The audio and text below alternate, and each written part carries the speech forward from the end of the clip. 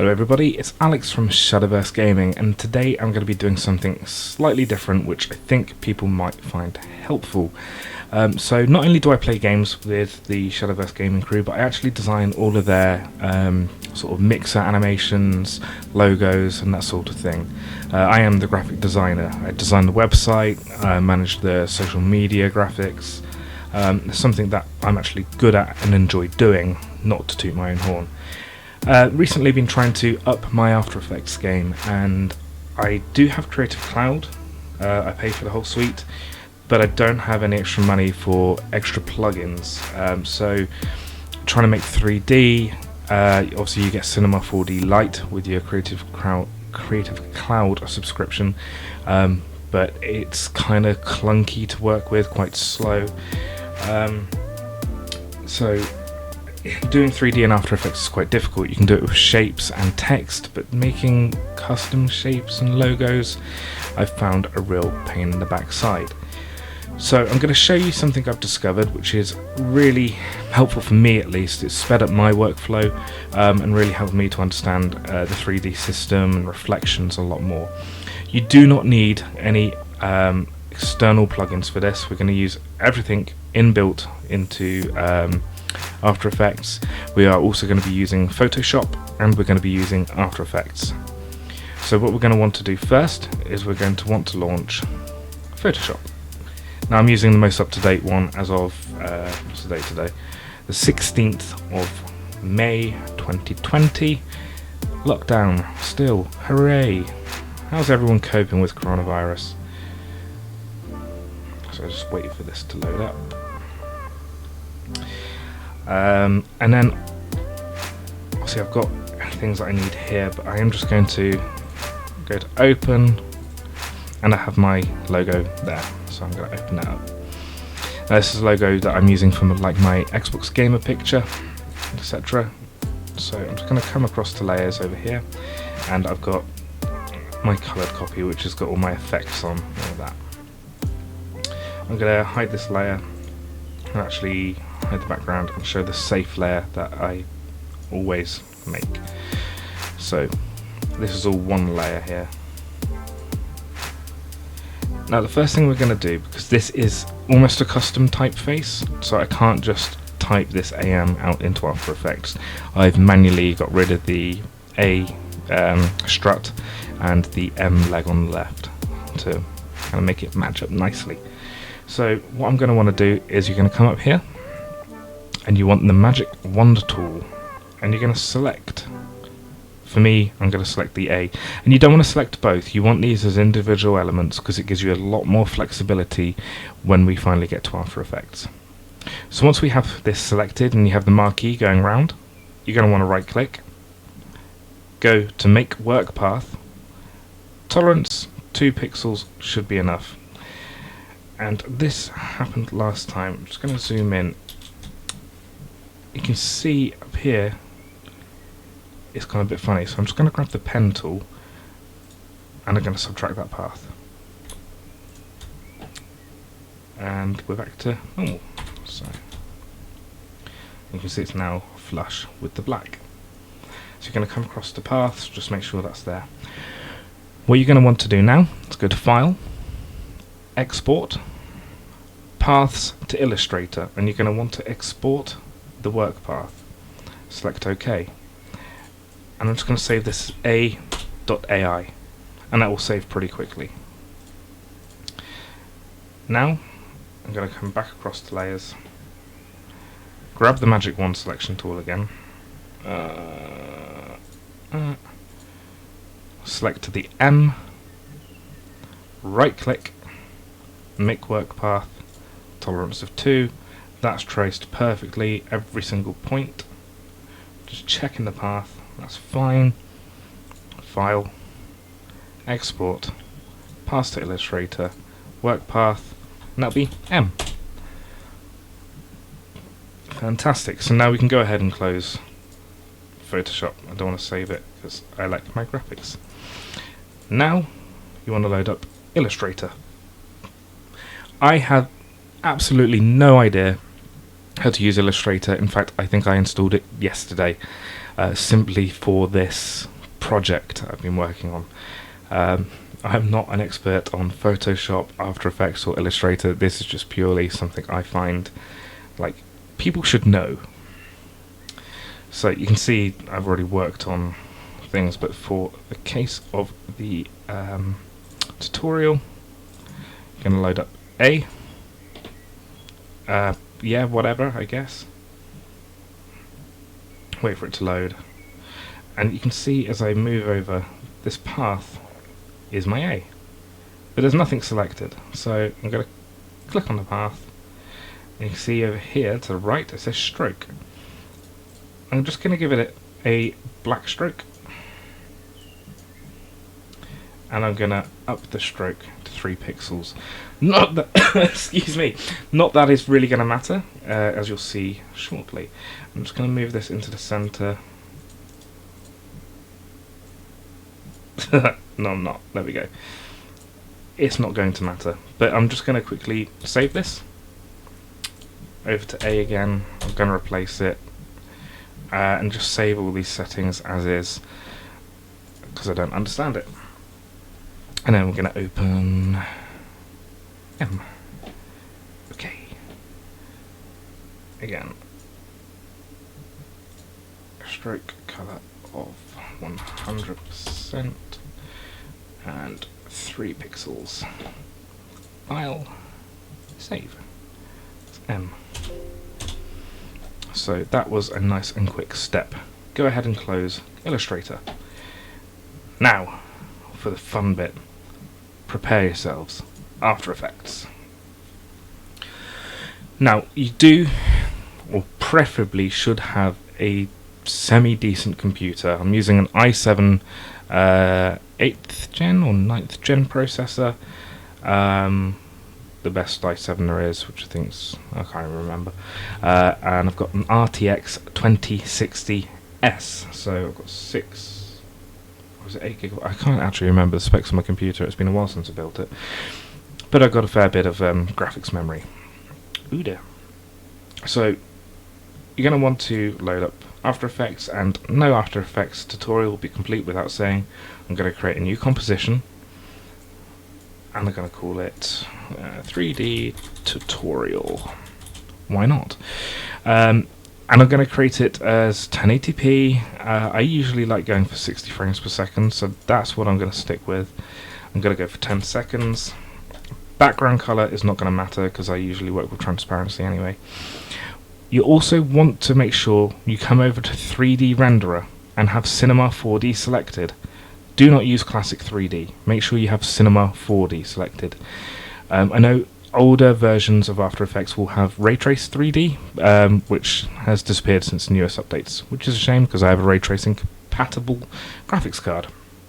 But anyway, the other thing you can do is go to Options, and you can select the quality of the pre-render, as it were. So if you go all the way to 99, you're going to need something that Pixar or NASA have to run that.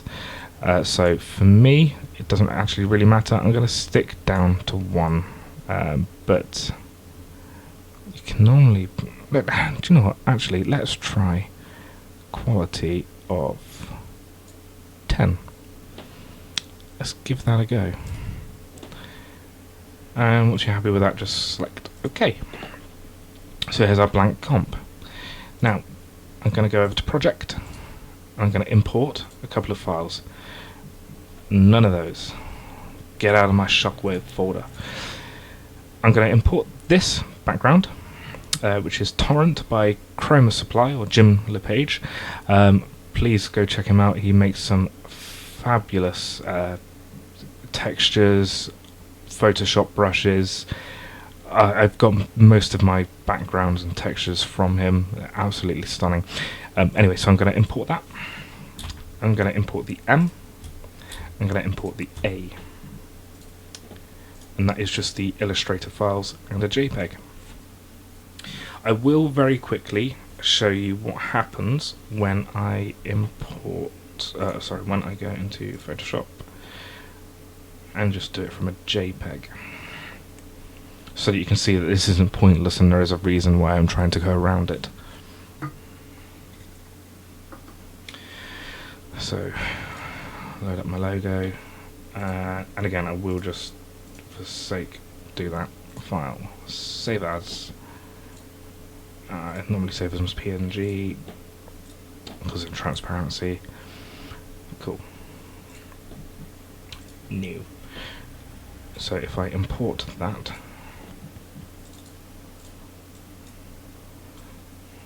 and I'm going to select full just for now. That's brilliant. Now, click on your layer down here, and you want to press F4, which will just bring up your second set of options here, and select this 3D cube. So now I can move it within 3D space. I can rotate it if I wanted to. So let's go to that. You can see it's still just a flat plane, like so. Now usually when you enable a 3D layer, drop down, go to geometry options, and you'll have extrusion depth or amount. Here I don't have any of that at all, which is really frustrating. So this is why I can't use custom logos. However, if you do a shape, for example, and we'll draw a rectangle, make that a 3D layer, go to geometry options, extrusion depth. We now have a cuboid, and you can just keep on extruding. And you can do this for any shape layer, which is fantastic. Now, I don't think this makes it into a ball, but that would be pretty cool. I haven't figured balls out yet, no, so it's just a hockey puck. So I'm going to delete that. So, what we're going to do is give yourself a nice background, gives you something nice to work with, and I am just going to scale this down a little bit, like so, because you want a nice background for your composition. And I'm going to go over to effects and presets, and I'm going to type in 4- for the 4-color gradient. I am losing my speech, so it's going to cover the whole thing. I'm just going to put the points like so.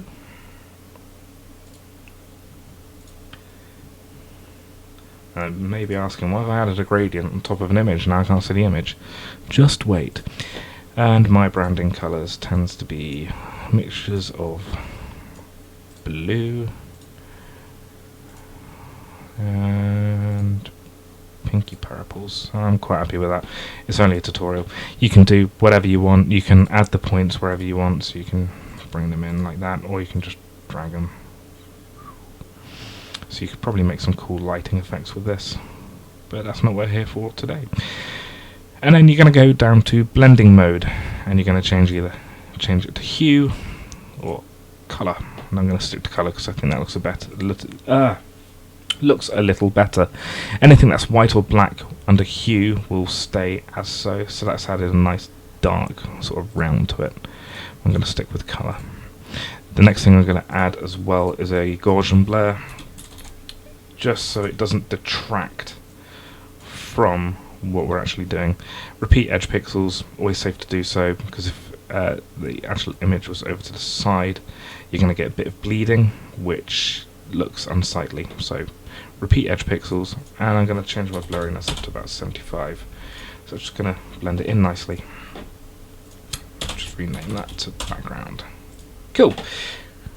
Now, grab your A, or whatever part of the logo you're using. You see we've got the stroke.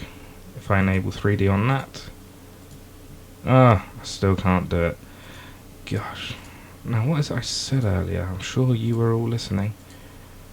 I can create a shape from a layer.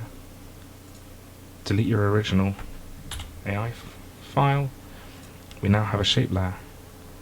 Turn that 3D. Extrusion depth. Hello, how nice to see you.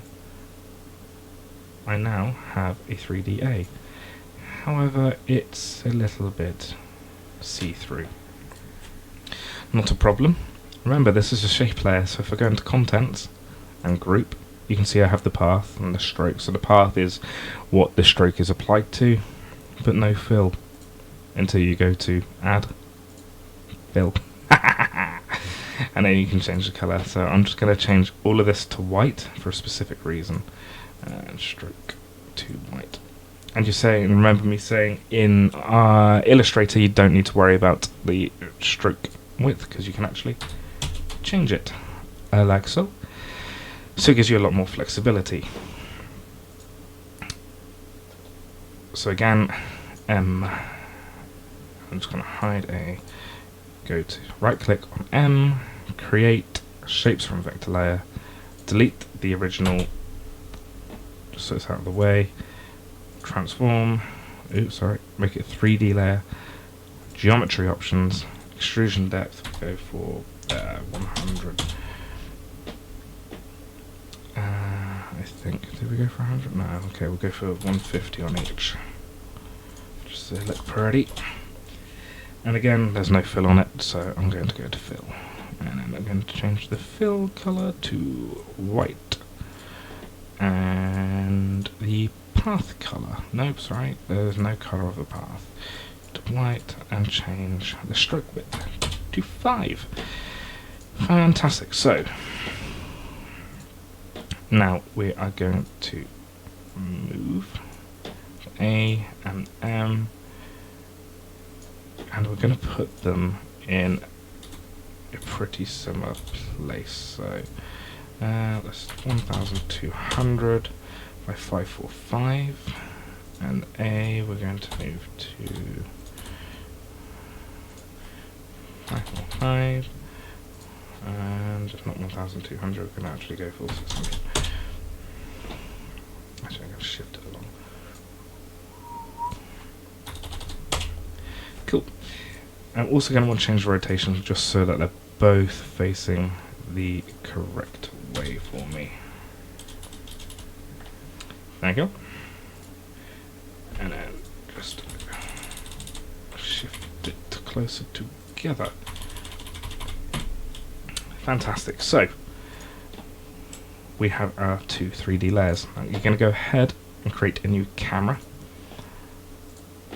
which is literally all we're going to be doing is, so we can wrong button, press C to load up your camera, and then there we go. So now we can see in 3D space our logo. Now I'm not actually changing the orientation of those logos, it's literally the camera. If I disable the camera, we're back to square one, which is nice. This just helps you work and see your final comp. Cool. So at the moment we have two quite difficult white objects to deal with. So what we're going to do, we're going to go down to A outlines, material options, I'll select go away, cast shadows on, and we're going to put metal up to 100%, reflection intensity to 100%. You see it's gone black now. That's because we don't have an environment layer. I will get to that in a second.